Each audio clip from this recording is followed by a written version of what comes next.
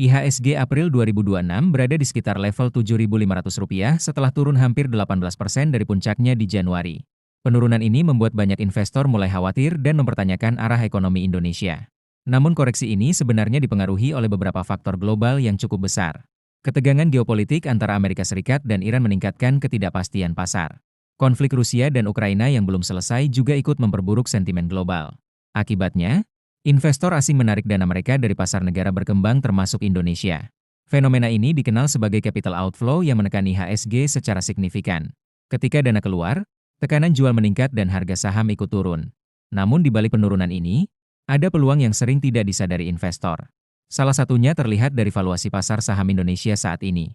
Per IHSG berada di kisaran 11,6 kali yang tergolong rendah.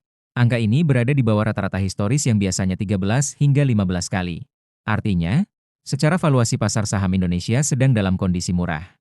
Beberapa saham blue chip bahkan terlihat sangat menarik di level sekarang. BBCA diperdagangkan lebih rendah dari valuasi wajarnya secara historis. BBRI tetap memiliki fundamental kuat meskipun harga sahamnya terkoreksi. BMRI menunjukkan kinerja stabil namun ikut turun karena sentimen pasar. Padahal perbankan besar ini memiliki fundamental bisnis yang solid. Hal ini membuka peluang besar bagi investor jangka panjang yang sabar. Masuk ke isu berikutnya, Indonesia mengalami perubahan outlook rating kredit. Pada Februari 2026, Moody mengubah outlook Indonesia menjadi negatif. Kemudian pada Maret 2026, Fitch juga melakukan langkah serupa. Namun rating Indonesia masih tetap berada di level BBB. Artinya Indonesia masih masuk kategori layak investasi atau investment grade. Perubahan ini bukan penurunan rating penuh melainkan peringatan risiko ke depan. Alasan utamanya adalah ketidakpastian kebijakan dan peningkatan belanja pemerintah. Program-program besar pemerintah dinilai bisa menekan kondisi fiskal jika tidak terkontrol. Pasar merespons perubahan ini dengan cukup sensitif dan cenderung negatif.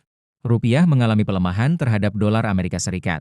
IHSG juga ikut tertekan karena meningkatnya kekhawatiran investor global.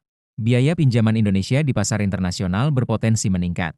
Namun muncul pertanyaan apakah reaksi pasar ini berlebihan atau memang wajar. Sebagian analis melihat ini sebagai overreaction jangka pendek. Namun sebagian lainnya menganggap ini sebagai sinyal risiko yang perlu diwaspadai. Investor perlu melihat kondisi ini secara objektif dan tidak terbawa emosi. Di tengah tekanan global, Indonesia masih memiliki kekuatan domestik yang besar. Salah satu program utama adalah makan bergizi gratis atau MBG. Program ini telah menjangkau lebih dari 55 juta penerima manfaat. Pemerintah menargetkan angka ini mencapai 82 juta pada akhir 2026. Program ini berpotensi meningkatkan konsumsi domestik secara signifikan. Daya beli masyarakat terutama kelas bawah bisa meningkat langsung. Dampaknya tidak hanya sosial tetapi juga ekonomi jangka panjang. Lapangan kerja baru juga tercipta dari distribusi dan produksi pangan. Selain MBG, pembangunan infrastruktur tetap berjalan agresif. Proyek IKN dan proyek strategis nasional terus dilanjutkan pemerintah. Program hilirisasi sumber daya alam juga semakin diperkuat. Semua ini membantu meningkatkan nilai tambah ekonomi Indonesia. Kekuatan domestik ini menjadi penopang utama di tengah tekanan global. Inilah yang sering disebut sebagai safety net ekonomi Indonesia. Dari sisi global, ada potensi perbaikan kondisi dalam beberapa waktu ke depan. Beberapa analis memperkirakan kemungkinan meredanya konflik geopolitik dunia. Jika terjadi gencatan senjata, harga minyak dan komoditas bisa stabil kembali. Hal ini penting bagi stabilitas ekonomi global secara keseluruhan. Indonesia sebagai negara eksportir komoditas akan mendapat keuntungan besar. Ekspor nikel, batu bara, dan CPO berpotensi meningkat kembali. Pendapatan negara dari sektor ini juga bisa ikut naik. Ketika risiko global menurun, investor akan kembali masuk ke emerging market. Indonesia menjadi salah satu tujuan utama aliran dana tersebut.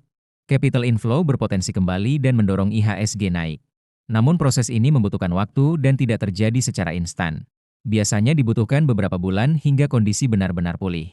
Dari sisi kebijakan moneter, Bank Indonesia memegang peran penting. Saat ini suku bunga acuan berada di level 4,75%. Banyak ekonom memperkirakan BI akan menahan suku bunga sementara waktu. Hal ini disebabkan oleh tekanan inflasi dari harga energi global. Namun jika inflasi mulai turun, peluang penurunan suku bunga akan terbuka. Stabilitas rupiah juga menjadi faktor penting dalam keputusan BI. Jika rupiah stabil, BI memiliki ruang untuk melonggarkan kebijakan. Penurunan suku bunga biasanya menjadi katalis positif bagi pasar saham.